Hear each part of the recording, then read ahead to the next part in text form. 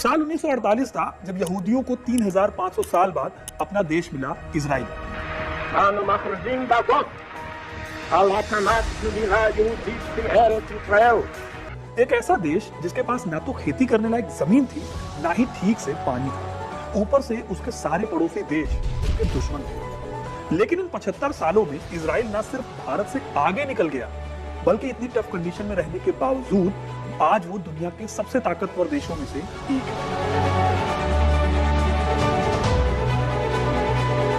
आज मैं आपको बताऊंगा कि क्यों आज इजराइल एक साथ तीन मोर्चों पर भिड़ने के बावजूद बिना किसी दिक्कत के सबको मुंह तोड़ जवाब दे रहा है, फिर चाहे वो ईरान हो, हमास हो या फिर हिजबुल्लाह ही क्यों ना हो। इजराइल के ताकत के वो 3 पिलर्स कौन से हैं, सब आपको इस वीडियो में पता चलेगा। तो वीडियो को अंत तक जरूर देखिएगा, क्योंकि अपना इतिहास नहीं जानोगे तो खुद को कैसे पहचानोगे।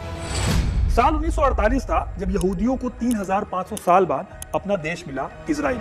ये उनका पहला देश था, इसलिए दुनिया भर के यहूदियों ने इजराइल को करीब 65 मिलियन पाउंड फंड और इंटरेस्ट फ्री लोन दिया। इसके बाद वेस्ट जर्मनी ने यहूदियों पर जो जुल्म किया था, उसकी भरपाई के लिए 1953 से 1966 तक $850 मिलियन दिए, और यूएसए ने 1949 से 1973 तक on an average $122 million per year की हेल्प प्रोवाइड की। लेकिन इन पैसों ने इजराइल को पावरफुल नहीं बनाया, बल्कि उन स्ट्रेटजीज ने बनाया जिनके थ्रू इन पैसों का इस्तेमाल किया गया। बेसिकली इजराइल ने 3 चीजों पर फोकस करना शुरू किया। अपनी खुद की इंटेलिजेंस एजेंसी, क्योंकि सभी पड़ोसी देश जो थे वो दुश्मन थे। अपनी एक खतरनाक आर्मी जो किसी को भी चुटकियों में हरा दे, वजह वही थी, दुश्मनों से घिरा हुआ देश था। और तीसरा, अपने देश को सपोर्ट करने वाली यूनिक और वर्ल्ड क्लास टेक्नोलॉजी, क्योंकि नेचुरल रिसोर्सेज नहीं थे इस देश के पास, और इन तीनों के सेंटर में थी टेक्नोलॉजी। दुश्मनों की डर्टी ट्रिक्स को फेल करने के लिए इजराइल ने मोसाद को बनाया, और इसके साथ ही अपनी आर्मी को भी स्ट्रॉन्ग करना शुरू किया।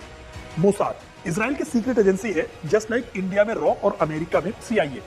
मोसाद अपनी सर्विलांस टेक्नोलॉजी और नेटवर्क के दम पर कुछ ही सालों में दुनिया की सबसे खतरनाक एजेंसी बन गई। इसने अपने एक दुश्मन को चुन चुनकर मारा और कभी कोई निशान नहीं छोड़ा। इस तरह से दुनिया में कोई भी देश इजराइल के खिलाफ स्ट्रेटेजी बनाने से डरने लगा।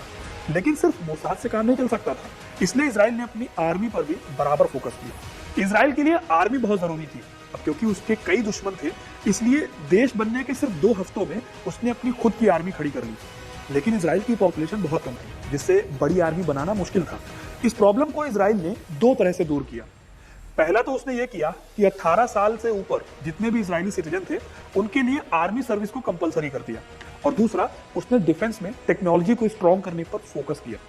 शुरुआत में इसने यूएसए जैसे देशों की हेल्प ली, लेकिन बाद में इन्होंने अपना खुद का सिस्टम बनाया। जैसे कि इन्होंने आयरन डोम को बनाया, जिससे कि रॉकेट अटैक से बचा जा सके। ये एक तरह का एयर मिसाइल डिफेंस सिस्टम है दोस्तों, जो एक साथ 1000 मिसाइल्स को हवा में ही इंटरसेप्ट कर सकता है।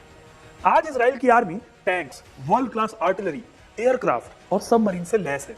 इनके ही दम पर 1967 की वॉर और अरब देश जो टाइम टू टाइम हमले करते हैं इजराइल पर, उनको इसने नाकाम कर दिया।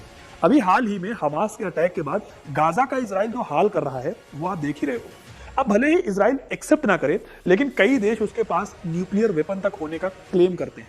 इन सारी वजहों से इजराइल के आसपास के देश उससे टक्कर लेने की हिम्मत नहीं कर पाते। अब ये तो बात हो गई मोसाद और आर्मी की, लेकिन इजराइल ने टेक्नोलॉजी की दुनिया में झंडे कैसे गाड़े। देखिए, इजराइल जिस जगह पर पड़ता है, वहां की जमीन पर खेती बहुत मुश्किल है, क्योंकि पहली बात तो यहाँ की लैंड फर्टाइल नहीं है, और दूसरा यहाँ पर पानी की बहुत किल्लत है।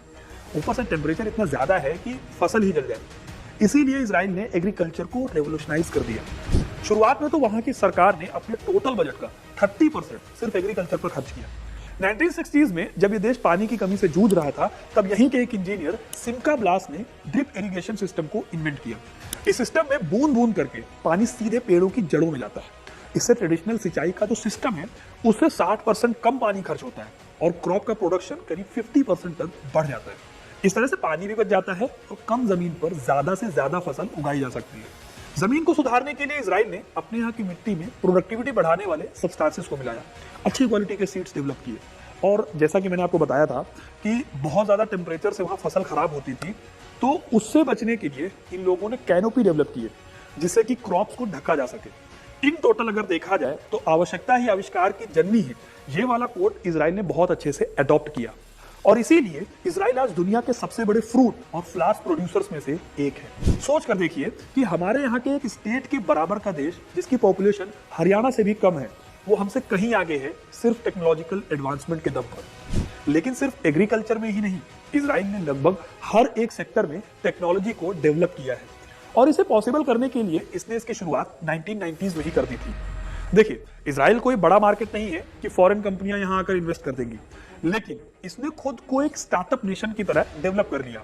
1990s में ही इजराइल ने योजना फंड शुरू किया। इसमें सरकार ने फॉरेन इन्वेस्टर्स को ऑफर दिया कि इजराइल के स्टार्टअप्स में अगर वो इन्वेस्ट करते हैं तो उनके इन्वेस्टमेंट का 40% सरकार पे करेगी और बाद में सरकार के इन शेयर्स को वो खरीद भी सकती है। इसके साथ ही कई टैक्स रिबेट भी दिए गए। इससे इजराइल के स्टार्टअप सेक्टर में अचानक से बूस्ट आया और ये कोई छोटा मोटा बूस्ट नहीं था। 90s के खत्म होते होते इजराइल अमेरिका के बाद दुनिया का दूसरा सबसे बड़ा स्टार्टअप हब बन गया और आज के टाइम पर इजराइल को सिलिकॉन वैली के बराबर का दर्जा दिया जाता है। इजराइल ने इन सब के लिए अपने एजुकेशन सेक्टर पर भी काफी ध्यान दिया। आज दुनिया भर के जितने भी बड़ी कंपनीज हैं, सब में इजराइल के लोग या फिर यहूदियों का दबदबा है। आप एग्जांपल ले लीजिए, गूगल को बनाने वाले लैरी पेज, माइक्रोसॉफ्ट के ओनर स्टीव बाल्मर, ये सब यहूदी हैं। यही नहीं, एंड्रॉयड कंपनी के ओनर एंडी रूबिन भी ज्यूज हैं। हाल ही में गौतम अडानी पर जो हिंडनबर्ग की रिसर्च रिपोर्ट आई थी जिसने अडानी कंपनी के शेयर्स को धड़ाम से नीचे गिरा दिया था, उसके ओनर नेट एंडरसन भी यहूदी हैं। ब्लूमबर्ग नाम की एक कंपनी है जिसकी रिसर्च रिपोर्ट किसी भी देश की इकोनॉमी को एक बार भी ऊपर या फिर नीचे कर सकती है, उसके ओनर भी एक यहूदी है। आप सोच कर देखिए कि जिस टेक्नोलॉजी का इस्तेमाल हम रोज करते हैं उन्हें इजराइल डायरेक्टली या फिर इनडायरेक्टली कंट्रोल करता है। इसीलिए दुनिया के सारे देश आज इजराइल से पंगा लेने से घबराते हैं, फिर चाहे वो अरब नेशंस हो